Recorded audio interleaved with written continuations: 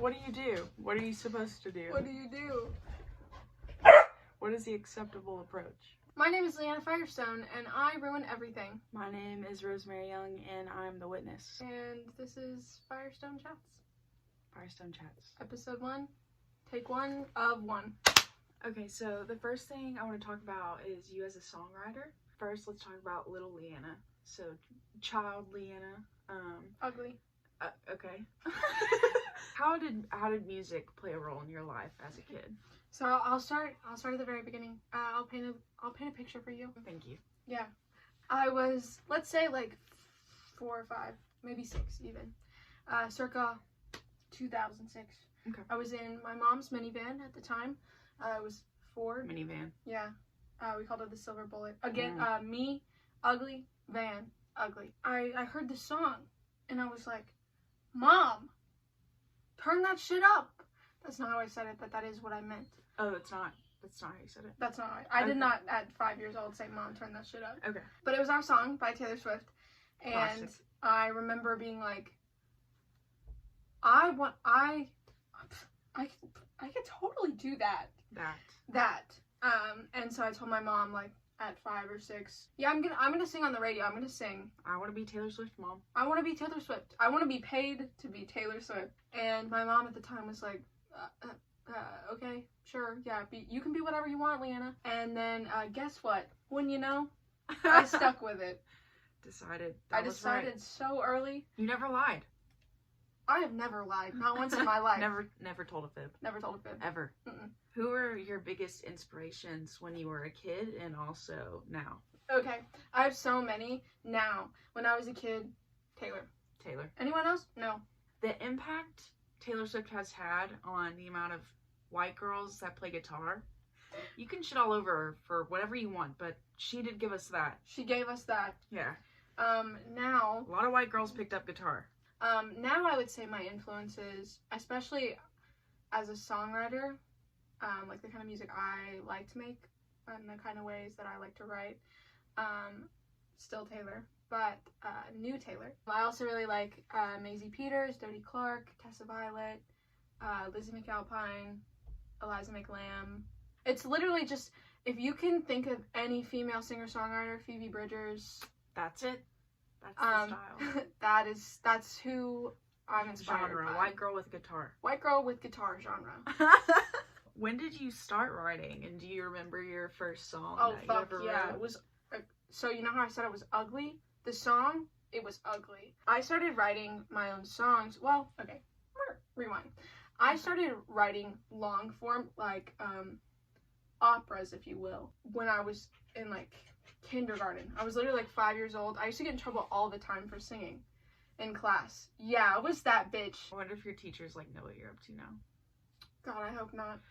Literally as a kindergartner, every single day at recess, I would have to walk laps because I would sing during class and it would disrupt class.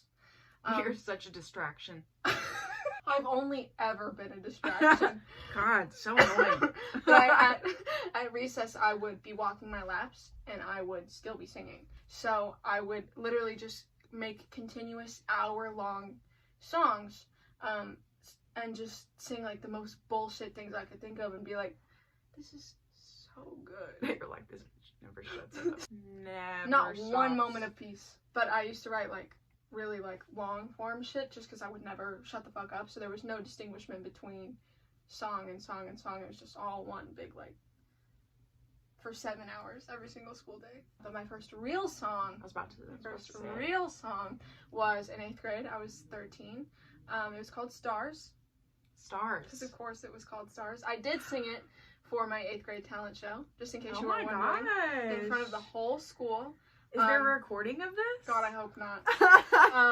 And you want to know why I hope not? Why? I came in second. I wrote my own... The biggest loser. I wrote my own song, Rosie. And I sang it, and I played guitar. And you know who won? It's very unique of you, very original. original. Who won? Who? The bitches who sang Ed Sheeran. I was about to say, did they sing Adele or something? I Ed see Sheeran. fire. I see fire inside the mountain. The Hobbit song? The Hobbit it so long. Bitch, people clapped halfway through because they thought it was done. Because it's like a 5-minute long song. And people were like, there was like a break in the middle and people were like, and then they started singing again. And so I think that the judges just thought like, oh my god, like they clapped in the middle because it was so good. No. You know what you get for originality? 0 points. 0. You get second place. You tried. But I had some like of my middle school English teachers come up to me afterward and they were like, did you really write that? And I was like, that was big props. Bruh. The validation that I get from TikTok, nothing in comparison to English teachers walking up to me in the 8th grade and being like, did you actually They were your second mother figure, you I know? was like, yeah, I did very write that good song. validation. Just to be clear, even though I should have won, it was not good. It was not good. Do you remember like how the song goes? Mm-hmm. Do you mind sharing I do. the chorus? Yeah. I do mind. I'm not going to. You're just gonna leave us hanging like that? Yeah. If somebody will be able to find a fucking video. I'm sure it's out there. Well, they better find it, because Don't. I'm not gonna go looking. But I really want to see I'm it. not gonna seek it out. I'll give you a beak. White girl with guitar, babe. Not that fast. It's not that fast. Oh, a question that a lot of people were posing earlier was asking about your songwriting method. So, like, how long do songs usually take you to write? Do they come to you sporadically? Do they come to you in, like, do they come to you really fast? Or do they take you a long time to write? Sure. Okay. So, first off, let's not assume I have a method. I have no idea what the fuck I'm doing 95% of the time. So generally, if I'm writing a song, it's gonna take me a while. The first part of it, like the chorus or a verse and a chorus or like a couple of verses, will happen like within like an hour. And then I'll be like, damn, that's good. And then I'll post it to TikTok. And then generally, that's where it dies. Generally, that is where it ends. That's not true. Well, Bestie, stop lying. For like 80% of the songs that you see on my TikTok, they're not finished. Yeah. And they may never be finished. There are ones where I'm like, oh, I really want to finish that. And then I'm like, but you know what? Sometimes you just like finish it a little bit more, but then you don't really come back to it for a while. Yeah. Sometimes it'll take me months to finish it. Like with Least Favorite Only Child, I started that song in July. So I think like for us, we put it out in March. I think it was like February, January before it was like done. And then I turned it in February to be put out in March. But it was like, that one took like such a long time to finish.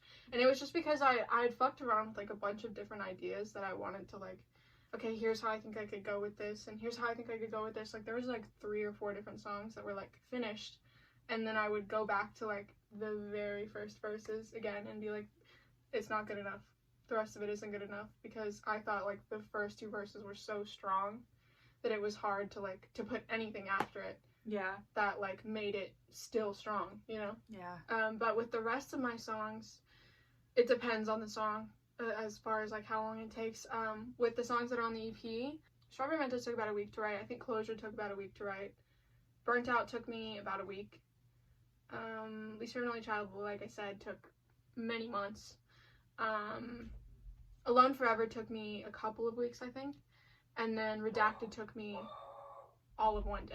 Redacted's such a heavy song too. Yeah, which it's surprising that that's the one that was like that took the least amount of time. I also think like for Redacted, it was very much written as like in the moment, me trying to figure shit out, and something that I wasn't sure if I was ever going to put out because it was so like deeply personal. Adding on to that question, mm-hmm.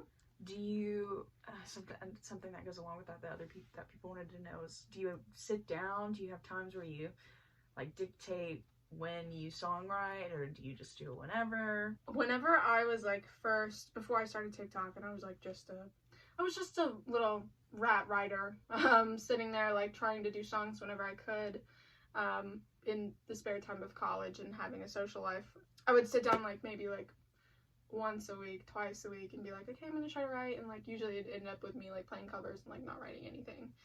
And then TikTok for like a writer, I guess, or for a songwriter, whenever you have your first like viral moment or semi-viral moment, like it's a very, very validating thing. So the same with like any sort of like pleasure, if you press a button and you get an endorphin release, you're gonna keep doing it over and over again, and you're gonna do it more often than you did. And so for me, like writing became like a very not only cathartic thing as it was before, but it more so like when I knew people were watching and like were like waiting, which I don't think anybody's like waiting on me to post a TikTok, but like looking forward to the next one, you know. Yeah. It became something that I started to do a lot more often. I write like every day now. Whether or not I finish what I write, that's another question. That's another thing. But I do write like a few lines or another verse of something I had already written, or sometimes whole songs.